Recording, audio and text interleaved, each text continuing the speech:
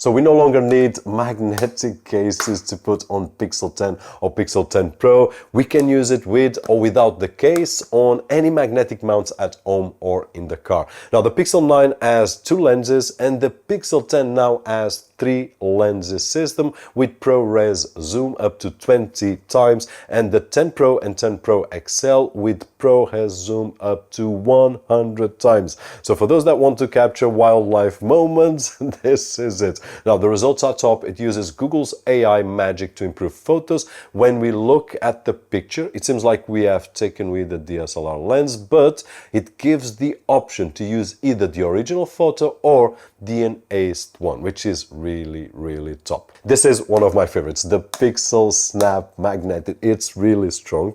It has Qi2 wireless charging. It charges up to 15 watts on the Pixel 10 and 10 Pro and up to 25 watts on the Pixel 10 Pro XL. And yes, it really sticks to any of the stands or mounts that we use, and we can shake it and it won't fall at all. Pixel 10 charges up to 30 watts, 55% in 30 minutes, and the Pixel 10 Pro and 10 Pro XL up to 45 watts and 70% in 30 minutes. The batteries are bigger on all 3 devices compared to the Pixel 9. The Pixel 10 comes with the new Tensor G5 CPU, which brings improvements in performance as well as energy efficiency, 12 gigabytes of RAM on the Pixel 10 and 16 gigabytes of RAM on the Pixel 10 Pro and 10 Pro XL. And that will be the difference when running benchmarks or more demanding tasks. And yes, there is a difference compared to the Pixel 9 and Pixel 9 Pro, about 30% or so, depending on the benchmarks. But the biggest improvements are mainly in the performance for AI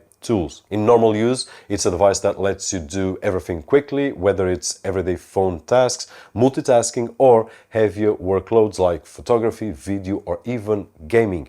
My experience so far has been great. You probably won't be able to run the heaviest game at the absolute highest quality, but for most, yes, you will be able to without any issues whatsoever, just like with any other flagship phone. And devices are so advanced in hardware now that it's almost impossible to find a game or an app on the Play Store that we can't use with one of these. Gemini is getting crazier and crazier. You can ask it to create almost everything. Images, for example. Imagine if we want to share a simple postcard on Instagram of our hometown, area, our country.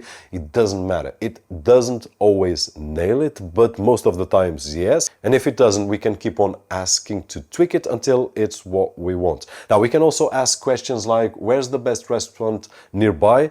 And since it's integrated with Google Maps, besides giving me suggestions and reviews, it also opens the location directly in Google Maps. Now, if we want to create a video, not such as this, but very similar, we can ask it to create a video. We just need to be more or less specific, and Gemini in 2 minutes or so will deliver a 8-second video created entirely with AI, which is in my pocket, and that is really huge. We can use it for a B-roll, for example, or to share on our social media, or if I want to complete a school presentation without needing to have a stock video service, I can. And this is amazing because I don't need to search for what I want.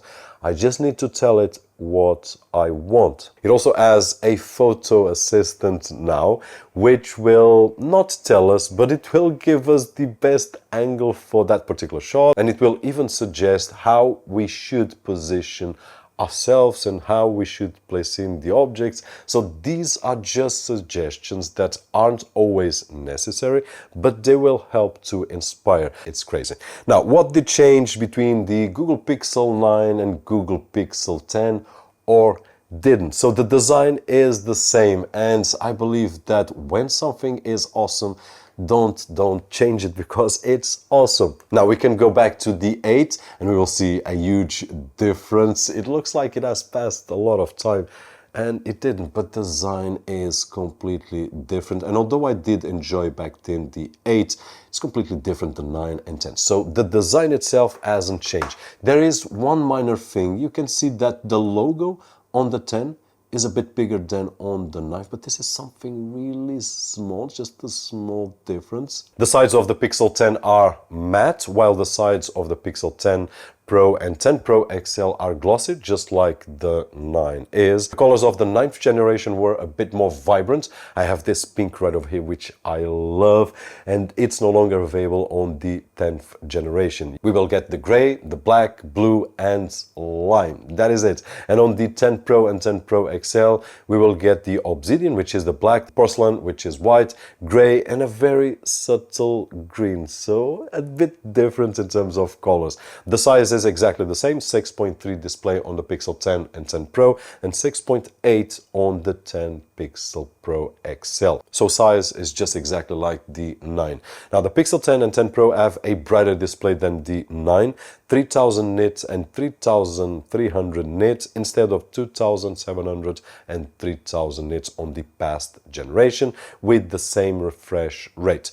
They all have 7 years of software updates and pixel drops with a lot of improvements that we see all year round. If you are still on the 8th, you will have a lot more as well. So if you still love the design of the 8th, you just need to keep on updating like I've been doing so, and that's just awesome. Now the camera setups are very similar. The Pixel 10 now has a 3 lens instead of the 2 lens on the Pixel 9. It has 48 megapixels on the main, 13 megapixels on the ultra wide, and 10 megapixels on the zoom, and then 10 megapixels on the front face camera. The Pixel 10 Pro and 10 Pro XL have 50 megapixel main, 48 on the ultra wide, 48 on the zoom, and 42 on the front face camera, which is the same as the Pixel 9 Pro and Pixel 9 Pro XL. Pixel 10, Pixel 10 Pro, no external microphones, just the built-in mic, so that we can check out if there are any differences. It should, because the cameras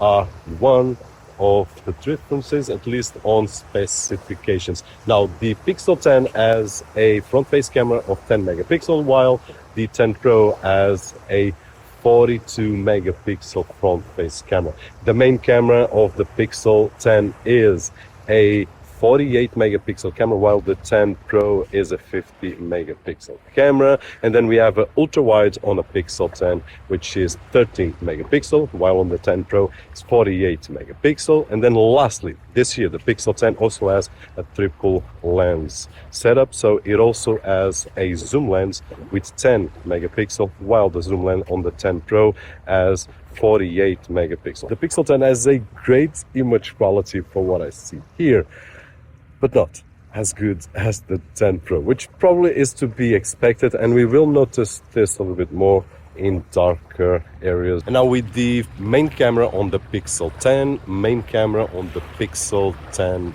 Pro. And although I can't see if I'm in frame or not, I should. Now this will be probably the lens that we will feel less difference, because we have 48 megapixels on the Pixel 10 and 50 megapixels on the Pixel 10 Pro. Right now this is the ultra wide on the Pixel 10 and ultra wide on the Pixel 10 Pro. While we have 13 megapixels on the Pixel 10, we have 48 megapixels on the Pixel 10 Pro. And although we will have a great shot right over here with these lighting conditions, during low light conditions the story will be a bit different. So this is something to have in mind. And now Pixel 10 and Pixel 10 Pro with the main camera. Let's go back to 0.5. We are with the ultra wide at this moment.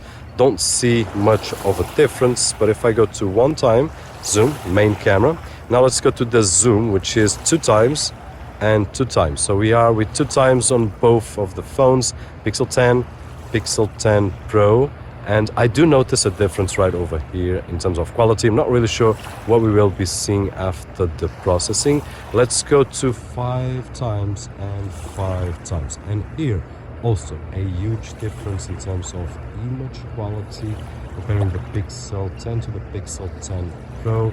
But let's see what kinds of magic will be done, if any at all, that will make them look the same, which I doubt. I really see a huge difference right up here on the zoom lens. So on the video, especially with the zoom, we can really see a difference between the 10 and the 10 Pro, and in photos is less noticeable. On the Pixel 10 we can now go up to 20 zoom, and once we take the photo it's processed and improved. It's a great photo compared with the video. On the Pixel 10 Pro, it's more evident because we can go up to 100 times, which is insane. Stabilization is awesome, and what we notice is that after taking the shot, the Pixel 10 Pro takes a moment to process and improve the photo with AI, and most will come spectacular. Some that I took with people did end up looking a bit like the cartoonish style, but most are just awesome. There's room to improve this tool, of course, but